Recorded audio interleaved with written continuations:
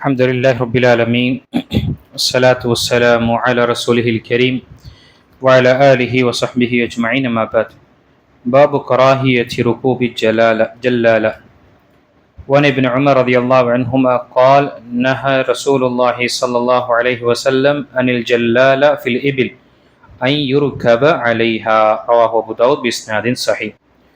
பின்னிட்டுக்குரிய அல்லாஹ் நடிகார்களே, இன்று நாம் இரண்டு சிறிய தலைப்புகளை பார்ப்போம்.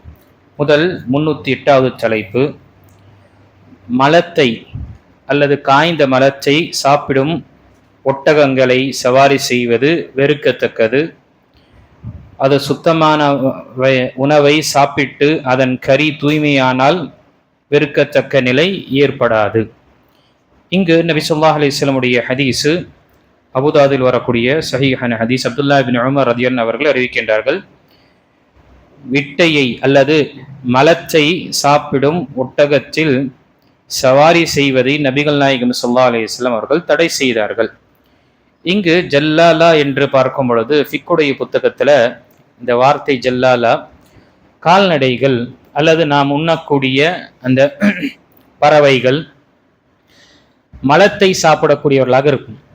சில நேரத்தில் நாம் பார்ப்போம், மலத்தை சாப்பிடக்கூடிய கழிவுகளை, அசுத்தத்தை சாப்பிடக்கூடிய நிலை நாம சில நேரத்தில் நம்முடைய ஒட்டகங்களாக இருக்கட்டும், மாடு ஆடு இருக்கட்டும், அல்லது குறிப்பாக இந்த கோழிகளாக இருக்கட்டும், இதெல்லாம் சில நேரத்தில் மலத்தை சாப்பிடக்கூடிய நிலை நாம் பார்ப்போம்.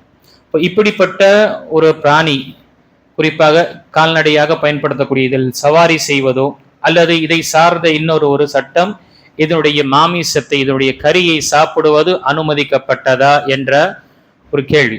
இப்போ இங்கு ஹதீஸில் நமக்கு சொல்லப்பட்ட விஷயம், இங்கு மலத்தை சாப்பிடக்கூடிய அல்லது காய்ந்த விட்டை சாப்பிடக்கூடிய கால்நடைகள் அதில் மேலே சவாரி செய்வது நபி ஸல்லல்லாஹு அலைஹி வஸல்லம் தடை செய்திருக்கிறாங்க. இது வெறுக்கத்தக்க விஷயமாக இருக்கு. சில உலமாக்கு ஹராம் என்று சொன்னாலும் அதிகப்படியான வார்த்தைகளை கொண்டு நாம் அறிந்து கொள்ளலாம், இது வெறுக்கத்தக்க ஒரு விஷயமாக இருக்கின்றது. ஏனென்றால் அசுத்தம் சாப்பிட்டு அது வளரும் பொழுது அதனுடைய வெளியேறக்கூடிய வேர்வைகள் அதே போல அதிகமாக அந்த அசுத்தத்தில் இருப்பதனால் மனிதனுடைய உடலிலும் சரி, அவனுடைய உடலிலும் சரி, இந்த அசுத்தத்தினுடைய வெளியேறக்கூடிய வேர்வைகளும் மற்ற விஷயங்களும் படக்கூடியதாக இருக்கும். மனிதனுடைய ஆடையும் அசுத்தமாகக்கூடிய நிலையாக இருக்கும் என்றுதான் இங்கு தடை செய்யப்பட்டது. ஆனால் இதுவும் நாம் புரிந்து கொள்ள வேண்டும். ஜல்லாலா என்று சொல்லக்கூடிய வார்த்தை எப்பயாவது ஒரு தடவை நாம் பார்த்து விட்டோம் என்றால் கிடையாது. அதிகப்படியாக சாப்பிடக்கூடிய இந்த கால்நடைகள் அல்லது இந்த பறவைகளுக்கு தான் சொல்லப்பட்டது. இப்படிப்பட்ட கால்நடைகள் அல்லது பறவைகளுடைய மாமிசத்தை சாப்பிடுவதும் மார்க்க நமக்கு தடை செய்திருக்கின்றது. இதற்கு என்ன சிகிச்சை, இதற்கு என்ன செய்ய முடியும்? எடுத்துக்காட்டாக வீட்டில் கோழி வளர்க்குறோம் அல்லது ஆட்டை வளர்க்குறோம், அது கழிவை சாப்பிட்டது நம்ம பார்த்தோம், மலத்தை சாப்பிட்டு பார்த்து விட்டோம். அதற்கு நம்ம என்ன செய்வது? ஹதீஸு குறிப்பாக முஸன்னஃப் இப்னு அபி ஷைபா என்று வரக்கூடிய ஹதீஸு கிரகண புத்தகங்களில் வரக்கூடிய சஹீஹான ஹதீஸில் 3 நாட்கள் அந்த கால்நடையை நாம கட்டி போட்டு அல்லது அதற்கு வெறும் சுத்தமான உணவை கொடுக்கக்கூடியவர்களாக இருக்க வேண்டும். எந்த அளவுக்கு என்றால், அந்த சுத்தமான உணவை கொடுத்து அதனுடைய 3 நாட்கள் அதனுடைய கழிவு வெளியேறும் பொழுது அதை சாப்பிட்ட அந்த அனைத்து விஷயங்கள் என்ன சுத்தமாகிவிடும். அந்த அடிப்படையில் அந்த கோழியோ அல்லது அந்த ஆடோ மாடோ என்று அது மாமிசத்துக்காக பயன்படுத்திக் கொள்வது அனுமதிக்கப்பட்டது. 3 நாட்கள் அதை வெறும் நல்ல உணவுகளை கொடுத்து தூய ஒரு உணவுகளை கொடுத்து செய்வது இங்கு சொல்லப்பட்டதாக இருக்கின்றது. அதற்கு பிறகு மஸ்ஜிதுடைய ஆதாபுகளில் நாம் பார்க்கும் பொழுது, மஸ்ஜிதுடைய ஆதாபில் ஒன்று இங்கு 309வது பாடம், மஸ்ஜிதுகளில் நாம் அசுத்தத்தை செய்யக்கூடாது. பள்ளிவாசலில் எச்சில் துப்புவது கூடாது. எச்சில் இருந்தால் அதை நீக்குவது அவசியமாகும். அதை நீக்கிவிட்டு பள்ளிவாசலை சுத்தம் செய்வதும் அவசியமாகும். இப்போ இந்த ஹதீஸில் நபிகள் நாயகம் ஸல்லல்லாஹு அலைஹி வஸல்லம் கூறினார், அல் புஸாகு ஃபில் மஸ்ஜிதி ஹதீஆ வ கஃபாரத்துஹு தஃப்னுஹா முத்தஃபகுன் அலைஹ். புகாரி மற்றும் முஸ்லிம் வரக்கூடிய ஹதீஸில் பள்ளிவாசலில் எச்சை துப்புவது தவறாகும், அதற்கு பரிகாரம் அதை புதைத்து விடுவது ஆகும் என்று நபி ஸல்லல்லாஹு அலைஹி வஸல்லம் கூறினார்கள். ஹதீஸ் புகாரில் வரக்கூடிய 415வது ஹதீஸும் முஸ்லிமில் வரக்கூடிய 552வது ஹதீஸ். இந்த ஹதீஸ்ல சொல்லப்பட்ட விஷயம் என்ன? மஸ்ஜித் என்பது அல்லாஹுடைய இல்லம். இந்த இல்லத்தில் அல்லாஹை வணங்குவதற்காகவும் அவனை துதி செய்வதற்காகவும் கட்டப்படக்கூடிய இந்த ஆலயத்தை சுத்தமாக வைத்துக் கொள்ள வேண்டும். அது வெறும் நிர்வாகிகள் மட்டும் கிடையாது, அல்லது பொறுப்புதாரி மட்டும் கிடையாது. வரக்கூடிய ஒவ்வொரு முஸ்லிம்களும் தன்னால் முடிந்த எந்த ஒரு பாதிப்பும் அல்லது அசுத்தத்தை செய்துவிடக் கூடாது என்ற விஷயத்தில் தெளிவாக இருக்க வேண்டும். எந்த அளவுக்கு என்றால் அது நம்முடைய உமிழ்நீராக இருக்கக்கூடிய எச்சிலாக இருக்கட்டும், சளியாக இருக்கட்டும், அதை சார்ந்த மற்ற விஷயங்கள் எதுவாக இருக்கட்டும், பள்ளிவாசலை நாம என்ன செய்யக்கூடாது, அசுத்தப்படுத்தக்கூடாது என்று நமக்கு சொல்லப்பட்டது. அந்த காலத்தில் பள்ளிவாசலுடைய இடம் பார்க்கும் பொழுது மண்ணை கொண்டு இருந்ததனால அங்கு நபி ஸல்லல்லாஹு அலைஹி வஸல்லம் இந்த ஹதீஸை கூறினார்கள், எச்சிலை துப்புவது என்பது. ஏன்னா மனிதன் நிற்கின்றான், தொழுகையில் நிற்கும் பொழுதோ அல்லது பள்ளியில் உட்கார்ந்து கொண்டு போது சில நேரத்தில் அவனுக்கு எச்சி துப்பக்கூடிய அந்த நிலை ஏற்படும். அது அல்லது சில நேரத்தில் மூக்கு சிந்தக்கூடிய நிலை ஏற்படும் பொழுது அந்த வெளியே வரக்கூடிய அந்த உமிழ் நீரும் அது எச்சில் என்ன ஆகும், கீழே படும். அதை அகற்றுவது நபி ஸல்லல்லாஹு அலைஹி வஸல்லம் கூறினார்கள். அதை புதைத்து விடுவது என்ன, அதை மறைத்து விட்டோம் என்றால் அதை அகற்றி விட்டோம் என்றால் அது போதுமானதாகும். ஆனால் இப்பொழுது நம்முடைய சமகாலத்தில் இருக்கக்கூடிய பள்ளிவாசல் பார்க்கும் பொழுது அதிகமான பாயாக இருக்கட்டும், கார்பெட்டு என்ற மாதிரி விஷயங்கள் போட்டிருக்கும். இதற்கு நாம் என்ன செய்ய முடியும், புதைக்க முடியுமா? புதைக்க முடியாது. அப்போ நோக்கம் என்ன, அங்கு அதை அகற்ற வேண்டும், சுத்தப்படுத்த வேண்டும். அந்த இடத்தை நாம சுத்தப்படுத்திக் கொள்வது, நம்முடைய கைக்குட்டையிலோ அல்லது நம்முடைய ஆடை கொண்டு அதை சுத்தப்படுத்திக் கொள்வது, இது நமக்கு மார்க்க நமக்கு காண்பித்து தந்தக்கூடிய விஷயமாக இருக்கு. நபி ஸல்லல்லாஹு அலைஹி வஸல்லம் உடைய காலத்துல கிபிலாவுடைய செவரில் துப்பிய ஒரு அடையாளத்தை நபி ஸல்லல்லாஹு அலைஹி வஸல்லம் பார்த்த உடனே அவங்களுடைய முகம் சிவந்து விட்டது, கோபத்தில் சிவந்து விட்டது. உடனே நபி ஸல்லல்லாஹு அலைஹி வஸல்லம் ஒரு சஹாபி என்ன செய்த, உடனே அதை அகற்றிவிட்டு அந்த இடத்துல நறுமணத்தை பூசிவிட்டார். நபி ஸல்லல்லாஹு அலைஹி வஸல்லமுக்கு திரும்பவும் அந்த சந்தோஷம் ஏற்பட்டு விட்டது. அதே பள்ளிவாசலில் ஒரு மனிதர் பள்ளிவாசலுடைய ஓரத்தில் சிறுநீரை கழித்தார்.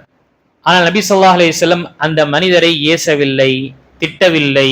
மாறாக சஹாபாக்கள் சென்று அவரை தடுக்க வேண்டும் என்பதற்காக விரண்டு ஓடினார்கள் அவரின் பக்கம். நபி ஸல்லல்லாஹு அலைஹி வஸல்லம் அவங்களை விட்டுருங்க என்று சொன்னாங்க. அதற்கு பிறகு அவர் சிறுநீரை முழுமையாக கழித்து விட்ட பிறகு அல்லாஹ்வுடைய தூதர் அந்த நபரை அழைத்து, பள்ளிவாசல் என்பது இந்த மாதிரி அசுத்தங்கள் செய்யக்கூடிய இடம் கிடையாது. ஆக பள்ளிவாசல் கட்டப்படுவதே என்ன, அல்லாஹ்வை திக்ர் செய்வதற்கும் தொழுகையை நிலைநாட்டுவதற்காகத்தான் என்று அழகான முறையில் சொல்லி நபி ஸல்லல்லாஹு அலைஹி வஸல்லம் அவருக்கு தெரியப்படுத்தினார்கள். உடனே அந்த நபர் என்ன செய்தார், துஆ, அல்லாஹும்ம ரஹம்னி வ முஹம்மதா வலா தர்ஹம் அஹதா, யா அல்லாஹ் என்னையும் முஹம்மதுக்கு மட்டும் நீ கருணை புரிவாயாக, வேற யாருக்கும் கருணை புரிந்து விடாதே என்று அவர் கூறினார். ஆனாலும் என்ன, அது முஸ்லீம் இல்லை, முஸ்லீம் இல்லாமலும் அவர்கள் அல்லாஹை வணங்கி கொண்டிருந்தாங்க. ஆனா பிரச்சனை என்ன இருந்தது, அல்லாஹ்வோட மற்ற சிலைகளையும் அவங்க வணங்கக்கூடிய இணை வைக்கக்கூடியவர்களாக இருந்தாங்க. அப்போ அந்த விஷயத்தை நபி ஸல்லல்லாஹு அலைஹி வஸல்லம் வந்து கடுமையாக சொல்லல. அதே எச்சில் உமிழ் நீர் இருந்தது, எச்சிலை பார்த்து நபி ஸல்லல்லாஹு அலைஹி வஸல்லம் கோபம் கொண்டாங்க. ஏன், கிபிலா வரை வந்து எச்சில் துப்பக்கூடியவர் யாராக இருப்பார், ஒரு முஃமின் அல்லது ஒரு முஸ்லிமா தொழுகை வரக்கூடியவர் தான் இருப்பார். அதனால இந்த விஷயத்தை நபி ஸல்லல்லாஹு அலைஹி வஸல்லம் மிக கடுமையாக அவர்கள் உணர்த்தினார்கள். உடனே அதை அகற்றப்பட்டது. ஆக நம்முடைய பள்ளிவாசல்ல அல்லது நம்முடைய இப்போ இருக்கக்கூடிய சமகால பள்ளிவாசல் நாம் பார்க்கின்றோம், நெகத்தை நம்ம கிள்ளி போடுறது, அதே மாதிரி அல்லாஹ் பாதுகாக்க வேண்டும், நம்முடைய மூக்கை சுத்தப்படுத்துகின்றோம் என்ற நிலையில் என்ன செய்யணும், அதுல இருக்கக்கூடிய கழிவை எடுத்து நாம இந்த பாயிலையோ அல்லது கார்பெட்ல துடைத்து விடுகின்றோம். அதே போல சின்ன குழந்தைகளும் என்ன செய்யறாங்க, இந்த மாதிரி விஷயங்கள் தவறாக செய்து விடுகின்றார்கள். இந்த விஷயங்கள் நாம் தவிர்த்து கொள்ள வேண்டும். நம்முடைய வீடு கிடையாது, இது அல்லாஹுடைய இல்லம். சுத்தமாக வைத்துக் கொள்வது இது ஈமானுடைய அடையாளங்களில் ஒன்றாக இருக்கின்றது. அதே போல சின்ன சின்ன பிட்டு பேப்பரு, சின்ன காகித துண்டுகள் இருக்கும் பொழுதும் என்ன, அதையும் நம்ம அதை அகற்றி விடுவதும் என்ன, ஒவ்வொரு முஸ்லீம் தொழுகையாளி இதை நாம கவனம் கொள்ள வேண்டும். இது இருக்கிறாங்களே, ஆள் இருக்கின்றார்கள், முஅத்தின் இருக்கிறாரு அல்லது சுத்தப்படுத்தக்கூடிய அல்லது நிர்வாகி இருக்கிறாங்க என்று நாம நினைக்க கூடாது. மாறாக இது அல்லாஹுடைய இல்லம். இந்த இல்லத்தில் நாமும் தொழுகின்றோம். யோசிச்சு பாருங்க, நாம சஜ்தா செய்யக்கூடிய இடத்துல ஒரு நகமோ அல்லது ஒரு அசுத்தம் இருந்தா நம்ம அங்க சஜ்தா செய்வோமா?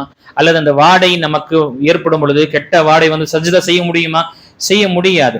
அப்போ நம்ம என்ன செய்வோம், சில நேரத்தில் நமக்கு அந்த யார் இதை செய்தாரோ அவரை திட்டுவதற்காக விருப்பம் வரும்.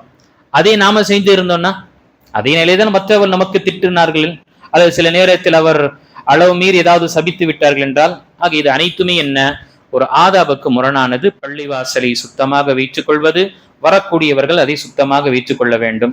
அதே போல நம்முடைய அனைத்து விஷயங்களும் என்ன சுத்தமாக நாம வைத்துக் கொள்வதற்காக முயற்சி செய்ய வேண்டும். எந்த ஒரு இடைஞ்சலும் எந்த ஒரு நெரிசலும் இல்லாத நிலையில் நாம செய்ய வேண்டும்.